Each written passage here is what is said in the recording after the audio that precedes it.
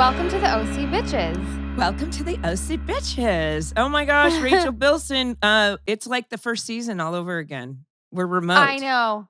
We're remote, and it's all my fault, and I apologize. I'm on location shooting something, and everyone scrambled to make this happen, so thank you. And I'm really happy that we get to do Season 3, Episode 10. The Chrismukkah Bar Mitz-vahkkah. How many times do you think Josh Schwartz came up with that name?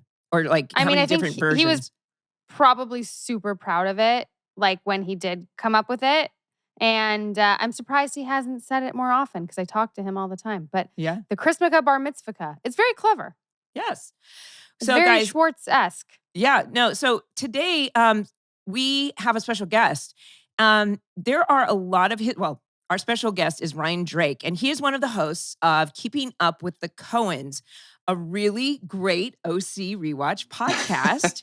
And there's so many, Rachel, before you and I started this, there's so many other people that were doing OC podcasts. And I've listened to quite a few of them because I like to get a feel for what people are doing. And I think it's really important that we spread the love and let our audience know that there's other podcasts out there and they could be better than ours or even just like part of the family. So thank you for coming, Ryan. Yes, we're so excited to have you, Ryan. Thank you. Yeah, no, I was going to say like we started our rewatch podcast right a little after COVID had started, and we started strong and we were doing numbers. And then you guys announced your show, and I think everyone moved over there, and you tanked every other podcast. So great job, Mike. Oh my God. Oh no. You want to kill us like Marissa. That's just, wow. I know that was dark. I want to find reasons to blame other people to blame than myself for, not being as successful as you guys. Oh, well, obviously it's always easier to blame someone else, right?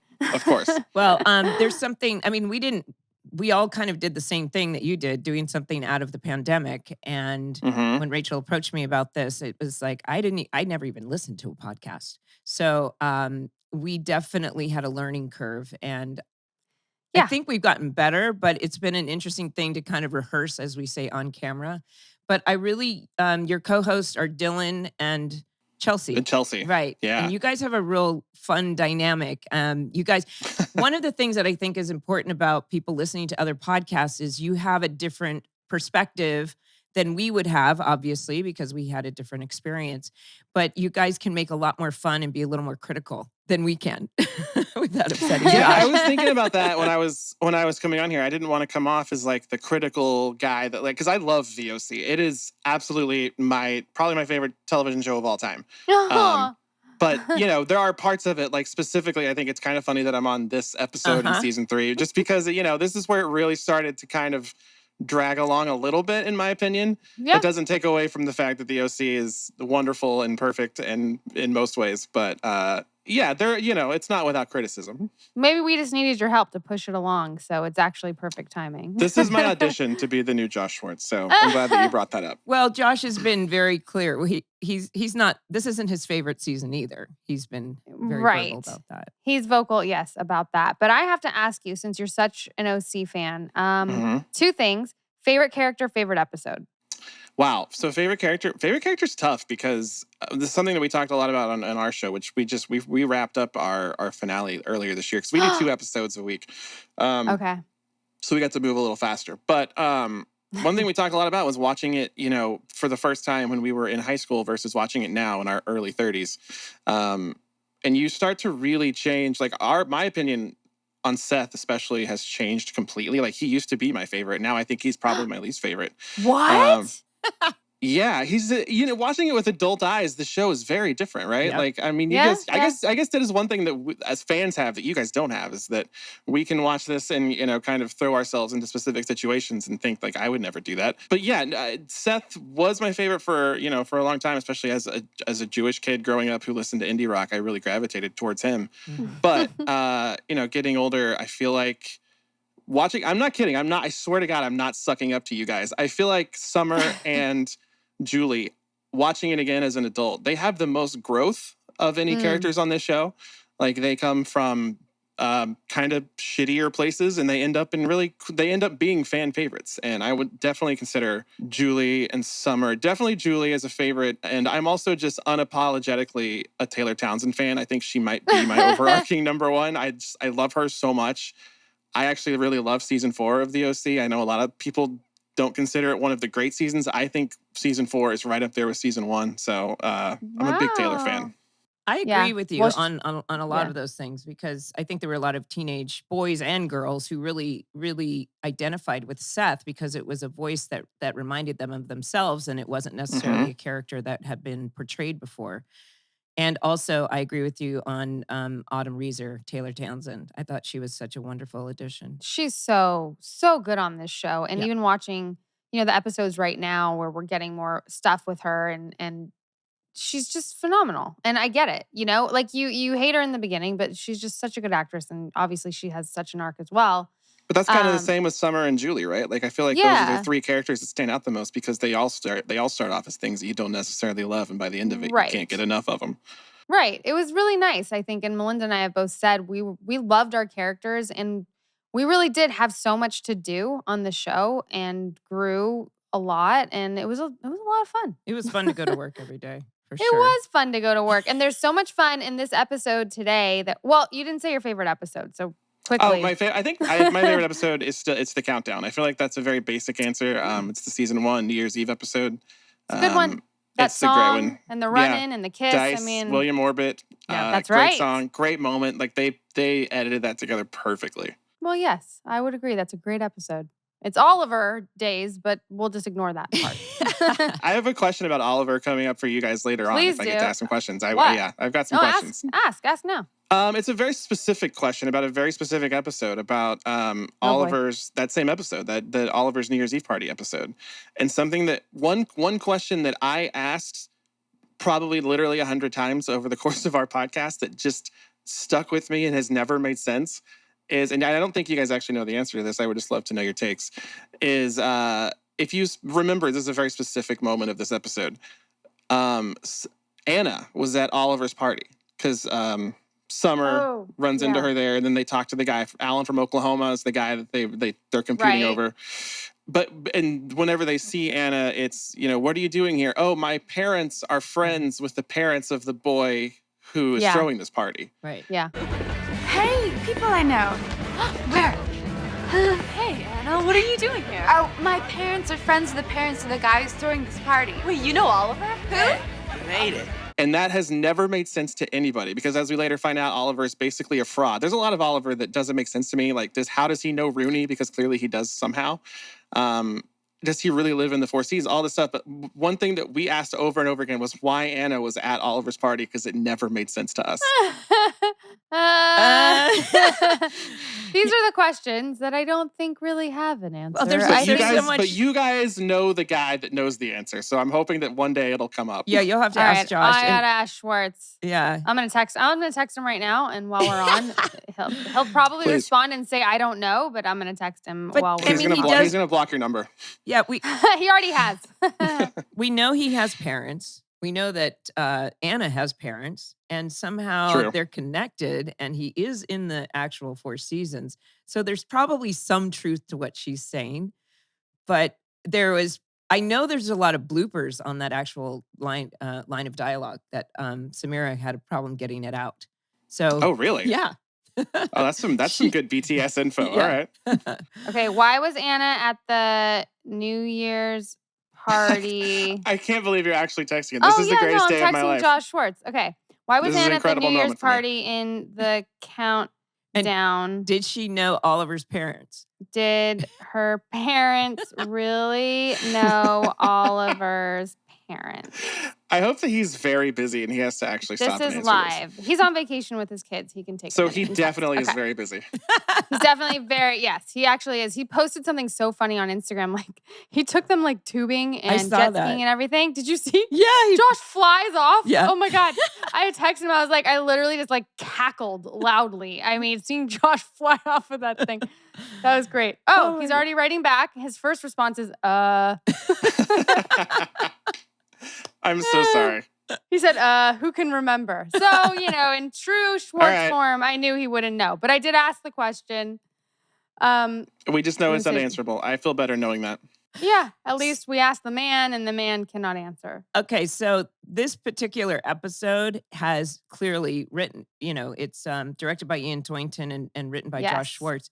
And it's got Josh Schwartz all over it. Like the whole a little fact, though. It aired on December 15th, 2005. December 15th is Adam Brody's birthday. So this episode aired on his birthday. There you go. Happy birthday, You're welcome. Brody. You're welcome. Do you think he spent his birthday watching the OC? He only watched his scenes on his birthday. So that's right. That sounds like that's what he did.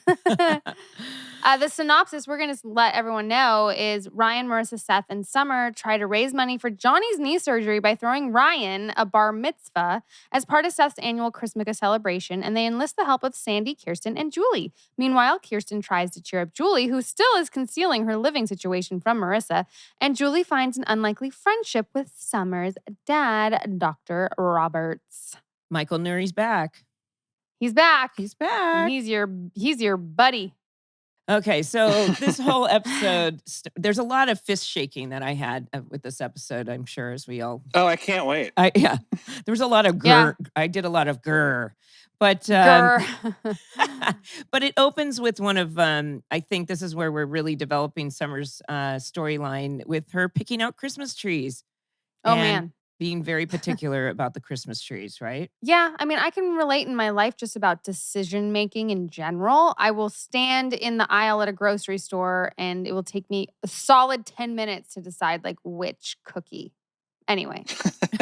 What are you looking for in a Christmas tree though? Like obviously you didn't like how much the branch spacing was on one of them, but yeah, but Summer says, like the amount of sap, like there's a formula to a Christmas tree, right? Not dry, say goodbye, I believe. I don't know if that's the exact quote, but but that Summer says something along those lines. And it's, there's definitely a formula to it. How are you at picking out trees, Mindy? I'm kind of like that, but on a much smaller scale. I will definitely, I definitely need symmetry. I can't see, I don't like the big, and if there is a big hole that I, have to compromise about, it has to be in the back, you know what I mean? Yeah, so, but does that mean you like a noble or like a Douglas fir, Noble. The bushier noble is stronger, you need that, yeah. Okay. But though recently I've been actually doing like the Charlie Brown Christmas trees, the smaller ones in the middle of the table. Oh, yeah. They're just easier. Love that. Yeah. They're easier. But Ryan, so you said you were Jewish, so did you have a Hanukkah bush? Well, yeah, we did a little. One of the reasons I was drawn to the OC is because I have a very bicultural family, and so we did Christmas, we did Hanukkah. There was 7 days of presents, and there were Christmas trees. So we did everything. It was a big holiday family over here. So you did Chrismukkah. Hey. Did you have a name for it? We did not, and I felt weird taking a name for a holiday from the OC, so we never really called it that. I couldn't tell my whole family like we're doing this because I saw it on a teen television show. Right. Oh, that's so funny. I'm in Canada, and we were watching the Great Canadian Bake Off, whatever, the British one, but this is the Canada version. Mm-hmm. And literally in the episode last night, after I watched this Chrismukkah episode, someone made a Chrismukkah babka or something. Anyway, they said the word Chrismukkah, and I thought it was very. I mean, I feel like you guys have probably covered this, but I feel like the OC basically created Chrismukkah, right? Like, I feel like you guys should take credit for that. I feel like Schwartz would like to, and we'll give it to him. Okay. Yeah, we found some research that the holiday kind of existed, but not necessarily with that name. There were people that celebrated it, but yes, they take credit, I guess, for that. But then it came from the writer's room. It was a combination of different writers and different. I thought you were going to say it was a combination of Christmas and Hanukkah, and I was like, what? We like to spell it out here. But in the meantime, they're discussing the fact that it's a great opening. I love all the openings of Seth. He's on one, he's talking about what does every Christian boy want? And he goes, everyone wants a bar mitzvah. He's in Seth's world, he thinks every Christian kid wants a bar mitzvah.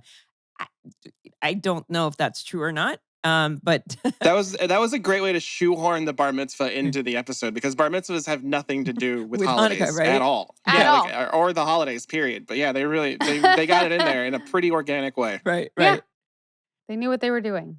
So that kind of sets the tone. But what do you think of this name that's out of the blue? Summer calls Marissa Cooper Scooper. Yeah, and I was trying to think because it definitely sounds like something that I personally, as myself, would have come up with because that's my sense of weird humor.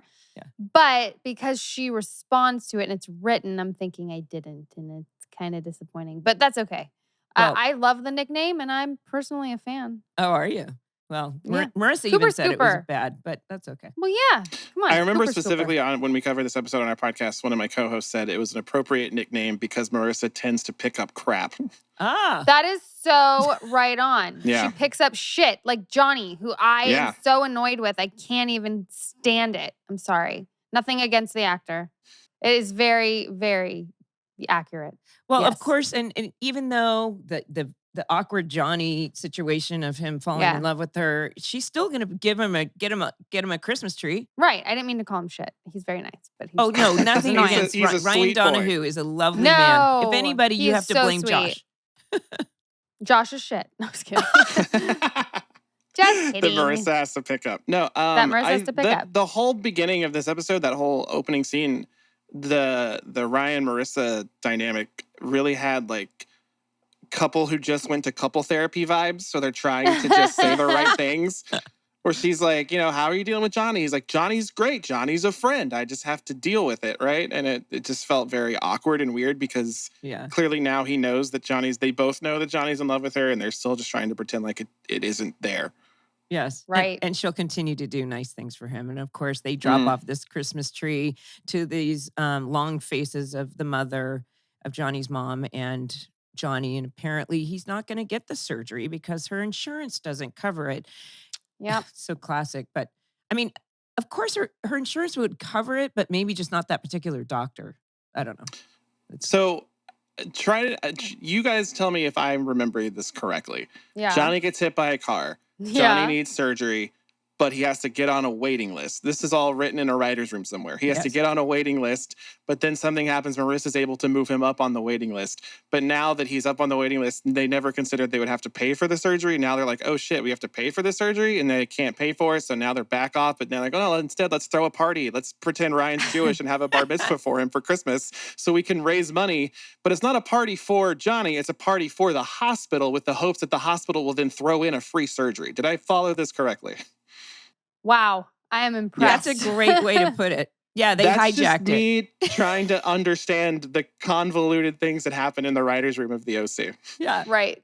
Yeah. Well, no, I think you dissected it quite perfectly. Thank You you. hit the nail on the head. And you know, to be honest, I did watch this episode twice just to make sure, but once was on a treadmill. And then this morning I was like, I had to look at it really, really close up just to get all of these things because I don't retain it because.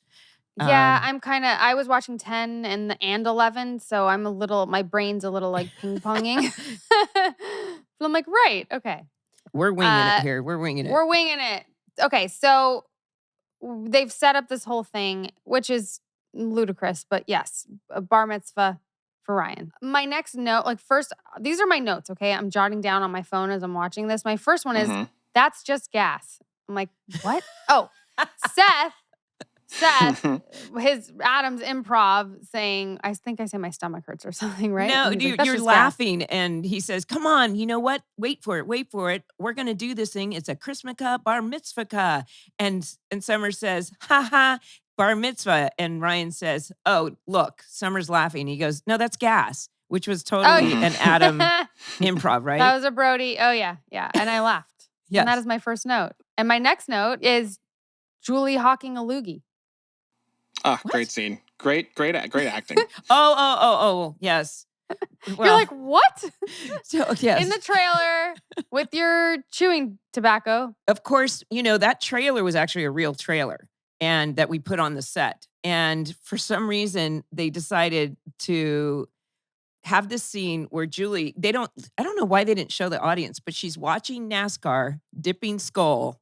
And there's a whole thing that goes on in those scenes that previous to shooting that episode, Josh and the producers, I think I said this before in the podcast, all Misha, Kelly, and I all had extensions, very expensive extensions that the show were paying for. And they finally came to us and they said, we're not going to pay for them anymore. And I thought, well, Julie's in a trailer. Let's just, I decided to just let them go. And if you notice, my hair is shorter and those expensive extensions are not there anymore. So it kind of coincided with moving into the trailer and doing this scene where instead of skull, they chopped up chocolate flavored licorice. And so it was because I was like, I can't dip skull. That's disgusting. And I wore my own boots and you looked so cute. My next thing is cute outfit. I loved it. Like, I don't know how familiar you guys are with Casey Musgraves. She's one of my favorite music artists. Okay. You look like Casey Musgraves on the cover of Same Trailer, Different Park. Like, it was the same outfit. You looked very similar to her. Oh my God. Yeah. Well, thank I loved you. It. Then the second, I should tell you this now. So the next scene where she's plugging in her Christmas tree. And, the G-string? Okay, so do you see the shirt I'm wearing? I'm wearing this same outfit. Oh my God. What? Right now she's wearing the shirt. Oh my and you're wearing a denim skirt. Are you pulling up your thong? Oh my. Okay. Commitment, method. Hello. I am. 14-year-old me would be losing his mind right now.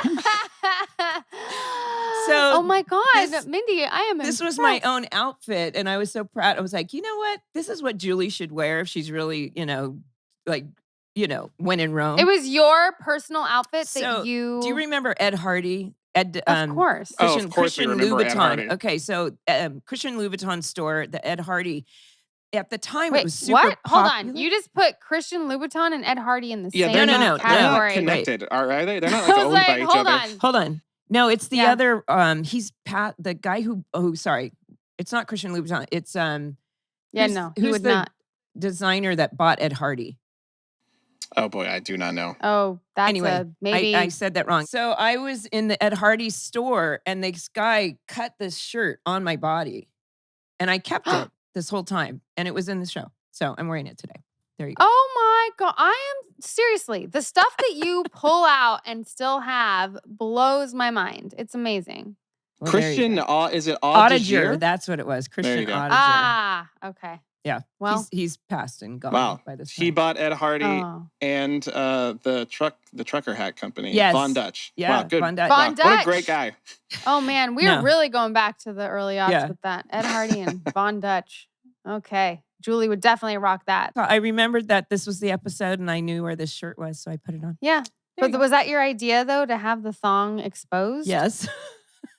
Wow. I'm actually surprised Fox let you get away with that. Yeah, that was a whole. Whale But tails were then- big in like 06. I feel like that's Whale right. tails. Yeah. Thank Yeah. you. Yeah. Yeah. But it was they a were fun. very big. It was a fun scene with Kirsten and Julie, where she's like, we're going to be.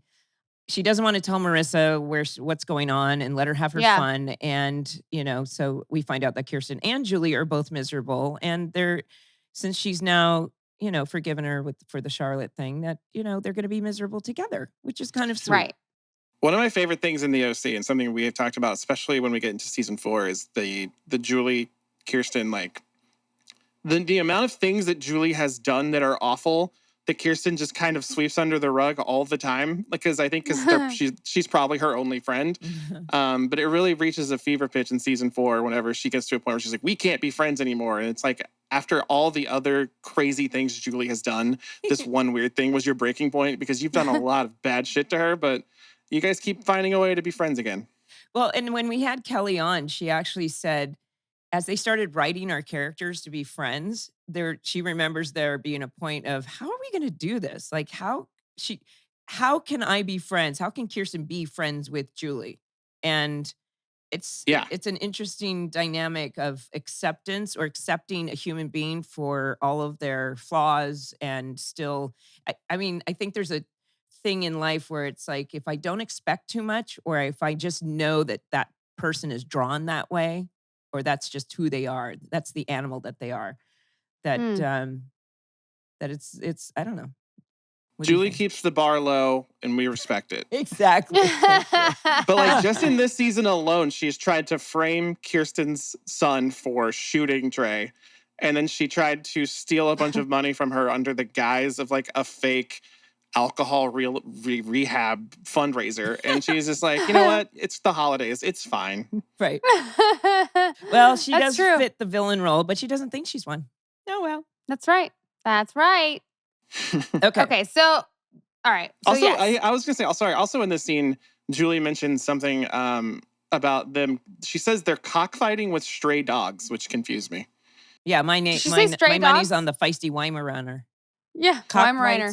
Cockfights with stray dogs. Cockfighting is chickens. Is roosters, chickens. Yeah. Yeah, so stray dogs are dogs. Dog fights. I don't That's know. true. It's an OC thing, apparently. Just saying, I You know what? got a lot of nits to pick. Dogs with cocks. I mean, they were like only male dogs.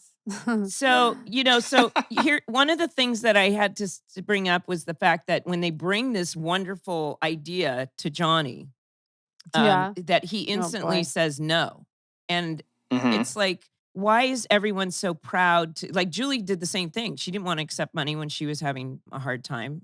She swallowed, I guess her pride is too much. She doesn't, I understand not wanting to be a charity case, but Well, you know that they want to accept it, but they just can't, right? Like they want the people offering to really want them to have it, and they want them to double down and prove that they want them to have it before they can take it. right. And this is before GoFundMe. Everyone has a GoFundMe nowadays. Oh, yeah. Though Yeah, they would have yeah. absolutely kickstarted Johnny's surgery if Yeah. this happened now. Oh, for sure. For sure. Also, Johnny was watching his own surf videos, which I think is really funny for some reason. Like his own surfing. It's like, oh, it's Christmas time. Just gonna watch myself shred some waves here. Okay. Johnny's whole thing, you guys, like, okay, in this episode, I say slight of build. We call him Tiny Tim. I mean, he's very, I hate to say pathetic, but not only do we think, I'm thinking more and more that he's pretty pathetic. I feel so mean. I'm sorry, because I think Ryan is, I love Ryan and he's lovely. This character, even to the point where Marissa walks in and he's playing solitaire. He's playing solitaire. And I'm Alone like, for the holidays. could we be any more wompy? You know? Wah, It's a wah, big- wah. Yeah. Right? I was like, oh, come on. Okay, the scene where Seth and Ryan take the bar mitzvah idea to Sandy and Kirsten, Sandy's like, this is highly insulting, right? Yeah. As people of Jewish faith, is it Yeah. insulting? As a member of the tribe, I'm glad I'm here. Hey, I'm a halfer. I'm a halfer. I think when you watch the show, it's not insulting. If one of my friends had come to me and said, "Hey, I'm going to pretend to get bar mitzvah to raise money for a thing," I would have been like, "That's an awful thing that you're doing." But since it's happening on a show that we love, no, it's fine. Because I think that Seth's argument is clearly, once again, Josh's voice, and I agree with it. He has a very good selling point. He's like, let's market this, let's bring it to the masses for some reason. And then even Kirsten was like, it's honorary. We won't do anything that's really official. And I mean, I'm for it by the end of it. Yeah, no, he does a good job selling it. He says something about how Jews are bad at advertising or marketing. And it's like, you know what? Right. That makes sense. Also, how else are we gonna work in Herkel the Jewish clown and was DJ Goldsteinberger into an episode of the OC? I mean, without a bar, it had to be there, clearly. I don't know why it had to be a bar mitzvah. Why couldn't it just be a party, like a fundraiser, for the hospital? Yeah, It's so just weird that. bizarre. Like, Yeah. really? I feel like Josh backed into this by saying Chrismukkah Bar Mitz-vahkkah, can't let that go. We have to write around we have that to, now. yep, we have to figure out a way to include Chrismukkah Well, Bar and then Mitzvah. also you can parallel the story. Then it brings in the story of Seth. It folds in the story of Seth and his sad version of a bar mitzvah that none of the kids, we find out, went to because they all went to Luke's party, paintball party. And Right. there was one person that actually RSVP'd, yes, Oh. and it was Summer. Okay. Okay, Yes. yeah. This storyline, it was very okay. So you find, first of all, the young Seth. I mean, you see the picture, and then you see the kid, and no one's at his party, and Summer RSVP'd. But then you get the backstory in this episode where Dr. Roberts, and Summer are talking when they're decorating the tree, and you get the backstory that the reason she didn't make his bar mitzvah wasn't because she was at Luke Ward's party. It was because her mom had just left them. And Summer didn't leave her room for 3 days. And that's why she missed the bar mitzvah. And her dad wouldn't let her go because she'd already RSVP'd to the other engagement. Right. So it was a combination of two things. This was confusing, I think, for a long time until because for the way it's presented, it's like, oh, she didn't go because she went to Luke's thing, but she didn't go to either thing. Right. She was just sad about her mom. She was going to be forced by her dad to go to Seth's thing, but then she didn't go to either because she was sad about she was her locked mom leaving. in her room. Yeah. And the Seth bar mitzvah video was just a highlight of this episode, and it was incredible to hear whoever they got to pretend to be Caleb Nickel just go shalom. Oh my gosh.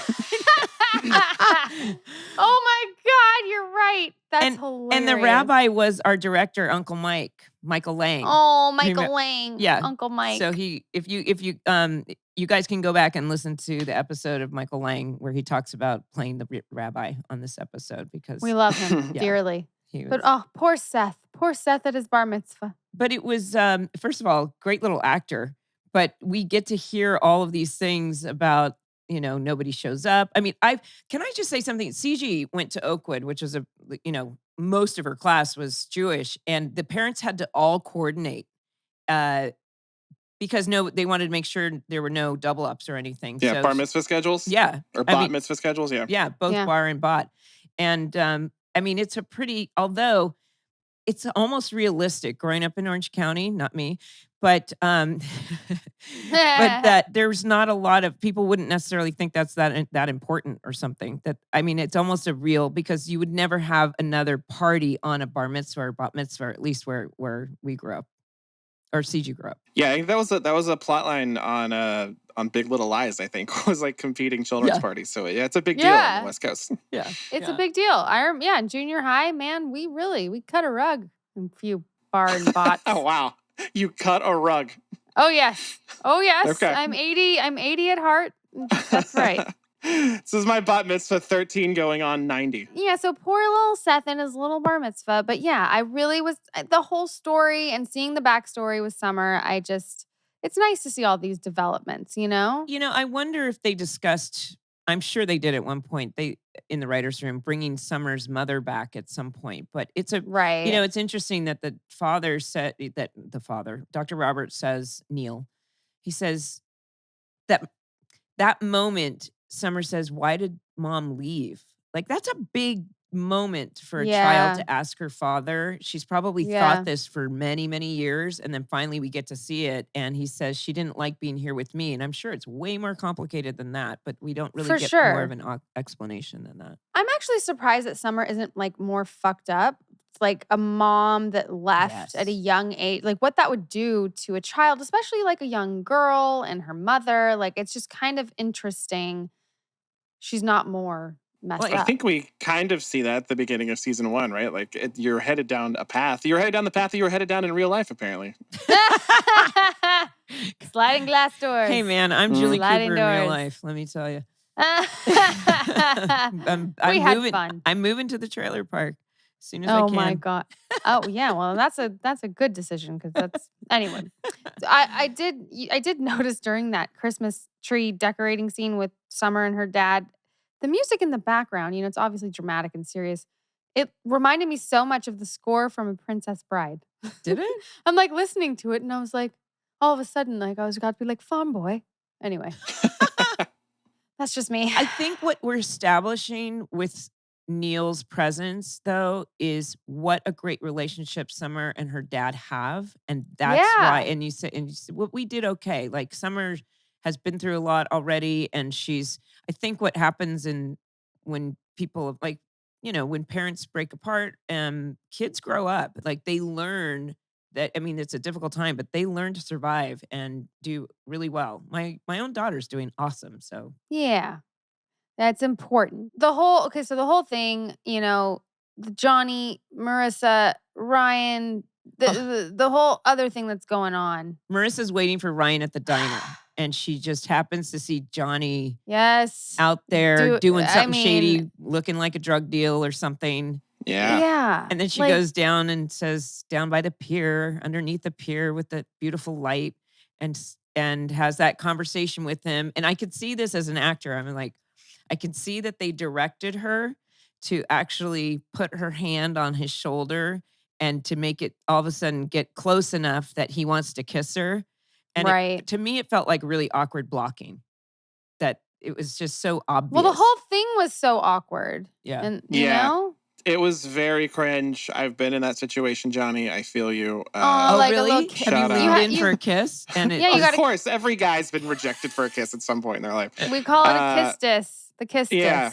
But Yeah. yeah, no, it's awkward and it's tough. But I do love that whenever she saw him next, he says to her, "Thank you for talking me off a ledge." Which I was like, oh boy. Foreshadowing. Mhm. Spoiler. Yeah. You know, Also, I love that Ravenette song that played whenever they were in the diner. I love that Ravenette song. It's on one of the OC mixes, obviously the Christmas one. Yeah. And also, I love that everything on this in this season happens at the pier or in the diner. Right. I Yep, think only. they look around and they're like, how can, what sets do we have up and running right now? Mm. Hey, there's something else that was a precursor thing. When you guys are talking about the bar mitzvah at the pool and the fact that Johnny doesn't want to do it, Summer is wearing a Donna Martin graduates shirt. Yes, I had a note about that. Yeah. I Hell didn't catch that. Yeah. So Oh. Wow. we know what episode's coming up next is Free We do. Marissa. We do. So, yeah. I thought, Okay, but wait. So Marissa and Johnny are, having their moment. You pan up and like, have you ever seen more of a serial killer in your life? Ben. Yes. Well, he's standing there looking down and it's like, right. Because it looks, it looks pretty guilty. But you know what my quote was? I said, Ben looking down on them looks more like Ben is just over this show. He's like, that's funny. This is a late night and I just want to go home. His hair looked great, though. As season 3 Ryan hair, they really figured it out and they're doing a great job. I know. I agree. For some reason, I just thought he looked like a grown adult. I didn't buy him as a teenager. Just like, I'm over this teenage bullshit and I'm out of here. That's the thought. You think that wasn't a scene that they shot? They just filmed Ben McKenzie staring off as he waited in between scenes, and that's what they used. Yeah. And they just used it. Yeah, probably. Yeah, there are moments. He looks very much so like a serial killer, though. I mean, look, as actors on the show, there are moments where I know that you read some of the scripts and we know that some of the actors are like, it's like, I can't do this teenage stuff sometimes. I know it was a bit frustrating sometimes for some of the cast. So do you remember that, Rachel? I remember some of the cast having many issues, yes, with the aging, yes. Yeah. I mean, there was like a 10-year gap in between like Ryan and Marissa, and then you guys, and then Adam and Rachel were kind of in between, right? But you guys were also kind of had an age gap. Yeah, like Adam is 2 years older than I am, and Ben is a little more than that, but Misha is way younger. Misha was the only one that was truly like a teenager, Yes. though, right? Like Yes. you He guys was were actually adults. the right age. We were in of our the 20s, character. and yes, Okay. she was a teenager. But if you actually, our casting director made the point that if you actually cast boys or young men actors that were the same age as Misha, they just didn't look the same. He needed to cast actors that actually, because she looked so mature. Mhm. Right. There's, Right. Yeah, that's very true. There you go. So anyway, Yep. he leans in he's like, the only thing keeping me going is knowing that you're pulling for me, Marissa. Like, Ugh. You guys, and in the next episode too, I mean. So, okay, you know what? I had another question for you guys. I was going to maybe save for the end, but I'm going to ask it now just because we're here. We're talking about Johnny and Marissa. We've seen this obviously over and over again with Marissa. There's Oliver. Trey was a little bit different, but the Trey thing was, the crux of it was Trey thought Marissa was really into him and he acted on it. Yeah. And now we see this thing with Johnny. And I remember specifically in season 1 after the Oliver thing, there's a scene, I remember talking about this on our show, where Ryan says to her, look how easy it was for someone to come between us. And Marissa says, but that will never happen again, I promise. And then now here we are. But I thought about this a lot back when we were doing our show. We see Seth and Summer, and as much as I don't like Seth as an adult, we see them together, and they are basically a perfect couple. Like, they are meant to be together. And we feel the same way about Sandy and Kirsten. We see Ryan and Marissa date a lot of other people over the course of the show. They date each other a lot, obviously, over the course of the show. But we also see Ryan in a very serious relationship with Taylor in the next season. And I feel like there's kind of a divide in the fandom about whether people think that Ryan and Marissa are like meant to be. They are the perfect couple or not. Because I kind of feel like they're not. That's interesting. I think, well, from Josh and Stephanie, they basically said they always made it a thing that it was always going to be hard for Marissa and Ryan. It was never going to be a fantasy. It was always going to be conflict and challenge to be a couple. And they said that from the beginning.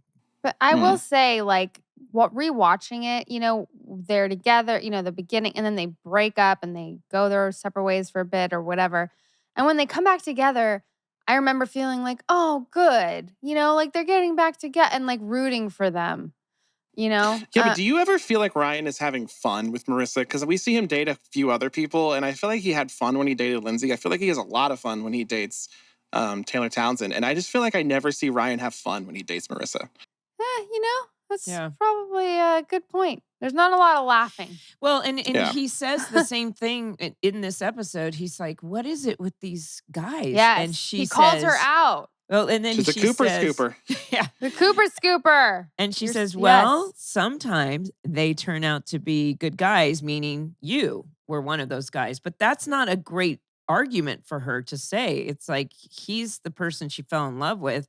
These other guys aren't the same as Ryan. Like, she's comparing them to Ryan. So, right. Although he buys it in the moment, you know. Yeah. So but I was really happy he called her out. I kind of bought it too until you just said that. Now I'm thinking like that's a great point. Like, what is she saying? Like, I fell in love with you, so why couldn't I fall in love with him? It's like, okay, that doesn't make sense now. Oh yeah, good point. But anyway, there's a wonderful, you know, we don't get that many great Sandy scenes in season 3 for some reason, but Sandy does come and tell him one of those great uplifting speeches that he has and says, you know, this is about becoming a man, and regardless, just stick with it, because all it takes is for him to say is, this means a lot to Kirsten. And Ryan's like, oh, yes, I'll maintain this, and I'll be the mensch that I'm meant to be, because Sandy says it means a lot. I mean, it is pretty selfish for Ryan to suddenly say, I'm not doing it, the event is canceled. And they've already set up an entire event to raise money for a hospital. And now, because he thinks there's this weird Johnny thing happening, he's like, nope, cancel all of it. They don't need money. I'm done. When Julie and Kirsten are going to the hospital to see, to figure out doing this whole charity thing, Julie says, yeah, a Chrismukkah Bar Mitz-vahkkah. And then Julie says, Seth is definitely one of a kind, but how is this going to work? Which is funny because she's commenting on Seth being an odd person. And Julie never comments on Seth, or there's really no interaction at all between Seth and Julie. It was just like the one time where I never remembered her actually saying anything about Seth being an odd character. Yeah, there's not a lot of Julie Seth crossover, so it's weird anytime you get that. In the meantime, Ryan agrees, but the other thing is that, you know, Marissa kind of says, in the meantime, she's like, I'm worried about this guy. I have no feelings for him, but I'm worried he's up to something dangerous. And of course, we all kind of go, dangerous? Like, what Johnny, dangerous? What could Johnny possibly do that's dangerous? I know. See, he plays solitaire. Right. So he goes over, he's taking a shower, and he searches, but Ryan's got a little spidey sense. He's starting to think that something's up too. So we find out he doesn't find anything, but he convinces him to come to the party, and sure enough, the audience gets to learn that indeed it wasn't anything to do with drugs, but he's got a gun. What's he gonna do with that gun? Johnny's got a gun. Johnny's got a gun. Yeah, it's a great song. I mean, it is. I love the color of his room. That's what I'm looking at. I'm like, I love his walls. What paint color is I love that? that Ryan went through his backpack and found a brown paper bag full of skateboard trucks, which is a very weird thing to find. In like a lunch bag. Yep, paper. That was pretty funny. It was like, but, it psychs the audience out. Like, oh man, what was it? Certainly. Anyway. So how do you guys feel about the song, That's What Friends Are For? Iconic, perfect, great. What else is there to say? I know. I just had to ask the question. I agree. Mm-hmm. I like that Ryan actually said that to Johnny's mom whenever she shows up, and she's like, he showed up to when he found the skateboard trucks, and she lets him in. She's like, it's so nice that you're doing this for him, and he goes, well, that's what friends are for. And I had like the Leonardo DiCaprio pointing at the TV meme. I was like, that's the thing. There's so many little meta things that Josh is putting in here. Right. Okay, so he goes to the party. Marissa's supposed to watch him at the party. Keep an eye on him. She takes a picture. He wanders out. Now, Seth has to stall at the party because now Ryan has gone after Johnny, who's now leaving in a super cool car, by the way. Is that Johnny's car? Yeah, I agree. I also like thought, a really rad old Bronco or something. Yeah, those things are classic now. But I thought that this would be so Seth has to actually start talking about, let me explain. Although I thought it was kind of realistic once again in Orange County. Does anybody know the story of Hanukkah? Well, let me tell you, like with blank They faces. all look puzzled. Yeah. That would happen. That would happen in Newport Beach at a yacht club or at the club. Yeah, definitely. And but he pulls Summer up on stage, and I think it's funny that she drags Marissa too, and I liked that. Yeah, dashing through the snow. Can I just say another thing that I brought that I think is very interesting about the show is how good every person, not the cat, like the characters, how good all the characters are at either hosting events in front of people or just public speaking in general. Like everyone is incredible at it. And it started in season 1 when like 15-year-old Marissa is hosting like the fanciest fashion show fundraiser. And she's just on the microphone like she does it every day. Yeah. Oh yeah. Now Julie does it. Yeah. Everybody does it. That's true. Yeah. A lot of great public speakers. A lot of great public speakers. Okay, so so Johnny goes, right? How about the standoff between him and the cashier? How did he not know? He literally made that leap towards the shopkeeper, and Ryan stops it, and then he just kind of ignores. I was like, I don't know if I'd buy that, but yeah, the cashier starts getting Ryan a lotto ticket and just ignores the fact that 2 men in suits are walking in and like walking to the back of the store and like having a huddled chat together, like very suspicious, but he doesn't seem to care. But that scene, you're right. That scene, I think, is one of the most well shot and directed scenes of this whole series. Like it's so tense and it goes on in a good way. It feels like it goes on forever. Yeah, it felt like all of a sudden we're watching like NYPD Blue or something, or like whatever. It felt like the very first scene of the pilot episode where it's like really dark. And the use of that Silent Night song I thought was perfect. It was very, very well done. Very good. That's Ian Toynton, our lovely Ian. Yeah. Well, he saves the day, brings him back, and next thing you know, we're doing That's What Friends Are For. Hold on. What? Very important question, right? So we're doing That's What Friends Are For. I want my dad to come dance. We're all dancing, right? Yeah. But are we dancing? No, we're all in a line. I remember swaying. doing this. What are we looking at? Right. What are we looking at? Question. We're literally all in a line swaying on the dance floor, but there's nothing in front of. Like I'm like, what is happening? You were looking at DJ Goldsteinberger on stage, probably.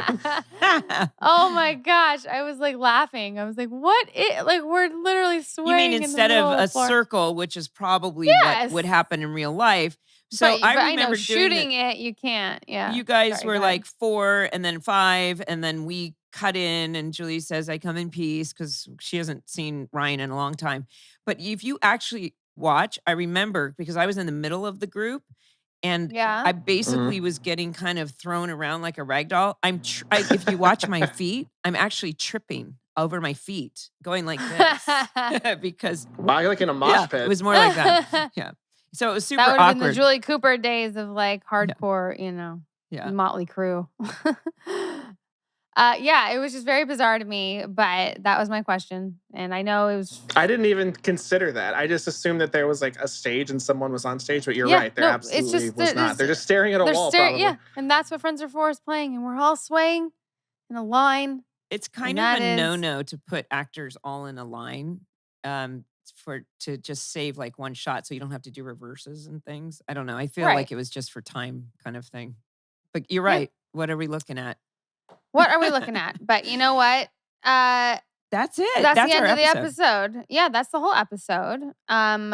Ryan, you pointed out so many things that I've never thought about before. I'm so glad I could contribute that to your show. We love it. And so, did you have anything else you wanted to ask us, or did you kind of throw them in there? There is one other thing. I think I know the answer to this, but this is I'm a big music person. I'm a DJ. I'm not DJ Goldstein. I think you should change your name to that, though. I have a lot. That's a great point, actually. Can you text Josh again and ask him if I'll get sued? I heard, and I don't know if this is true, but I heard that one of the OC mixes that was released on the album that was released on CD had a limited run of vinyl release, and I didn't know if that was true. If you guys knew about this, if you guys have one, I believe there is a vinyl. Oh, you know what? Guess what I'm going to do right now? Alex Putsov. Oh, wow. Yep. This is fan service right here. Was there ever a vinyl version of? And if so, how much How money do you get it? do I need to pay to get my hands on one? Yeah. I love it. Okay, let's see. But those were the only questions I really I had. feel like I can picture it, and I don't know if it's because I've seen it on Josh's wall or something, or if I'm mixing it up with the album went, gold or whatever it is, and that's what's framed because I have a vision in my head. We'll see if he answers. But okay. Oh, wait, hold on. We have a link. Oh, Josh said, I think so, SOOOOO. And Katie just sent us a link, so it does exist. There you go. I'm going to Ryan, it was as easy as that. You could have Googled and probably found it. But I'm happy you asked us. Could have gave it a Goog? Yep, you could have Googed. Yeah. Go to the Goog. Mm. But yeah, I'm happy you asked us. It just makes me feel important. And Josh thinks so, and it's true. Anyway. I'm very excited about this new development in my life. This is I'm sure it's the biggest development in your life currently. And it's a big day for me. It's a big day for you. Listen, Ryan, you tell Dylan and Chelsea, give them our love and thank you so much. And everyone, check out Keeping Up with the Cohens. They have such a wonderful chemistry, and it's so much fun to spread the love and listen to other podcasts, not just ours. Yeah. And I think I want to listen to yours. I want to get tips, and you might give me some material. I don't know. Will I get sued is the real question. But I think that I could use You start to notice after a while, when I started listening to your guys' podcast, I was like, there's only so many things that anyone can say about an episode of The OC. There's a lot of crossover, but no, it means a lot to me that you've listened to it at all, Mindy. Thank you for that. And also, it's an incredible experience to talk to you guys. I love The OC. It's one of my favorite shows of all time. I have a poster in my living room of Seth Cohen. So it's a great honor for me. Thank you very much. And now do you throw darts at it because he's no longer your favorite character? That's right. Yep. When I get mad, I just whip out the darts and throw them at his face. I love it. I love it. Oh, well, Ryan, thank you for making this happen and on such short notice and for speaking with us. This was a lot of fun. Thank you so much. Of course. Anytime, guys. Thank you very much. Take care. So we have a live fan call from Maggie Kelly, a Bravo blogger, influencer, and OC superfan. Let's welcome Maggie. Hi, Maggie.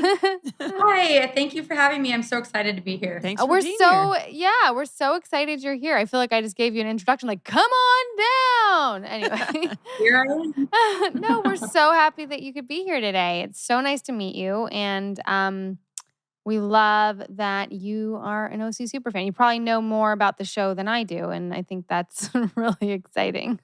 I do. It's funny, I started watching it, I realized when I was 11. So when the show came out, I was literally 11 years old, which almost 12. So I don't know. I guess my older cousin, she started watching it. And of course, everything she did was super cool. So I just started watching it because she did. And been a fan ever since. So wow. I've been watching it since the beginning. Yeah. Oh my gosh. 11. Seems so young. I love it. And now, if you watch it now, we always ask people this, the difference between watching it as a young, preteen or a teenager compared to as an adult, it's a different experience, don't you think? Yeah. Yeah, for sure. Oh, it's totally different. And I rewatch almost every year. So yeah, it's just, for me, I love nostalgia, and it's so comforting. And I don't have to pay attention to every single detail, so I can just leave it on and, kind of watch when I can. And so it's about that time for me to do a rewatch. Aw, that's so cool. Well, if we have questions, I think we should ask you. So you have a question or many questions for us? Yeah, I do. So I don't know. Every time when I do my rewatch, I'm always reminded how many iconic guest stars are on. I feel like every single season there's so many different guest stars. So did you guys, were you able to bring anybody in, or do you still talk to any of them? I mean, there's so many, like Shailene Woodley, Chris Pratt, like Nikki Reed. There's so many. Yeah, the list is pretty extensive. I mean, it's kind of crazy. The guest stars that came from this show obviously have gone on to be so successful. A lot of them. Yeah. I mean, I've seen Olivia within the past, few years or so before COVID. And it was so cool seeing her. She is one of the nicest people. And she was telling me how she was like around college kids and there's like this whole resurgence of people watching the show or discovering it for the first time. And she's like, people were recognizing me as Alex. And she was really sweet about it. She's a little busy now, so we haven't been able to get her to come on the podcast. She's slightly busy, but she's still remains one of the coolest, sweetest people. Yeah. I mean, we never had any influence on who to get. I remember when they were casting the part of Rebecca, Peter, I feel like he wanted like Ellen Barkin or someone like that. Like he was trying to get somebody who was a friend of his or something.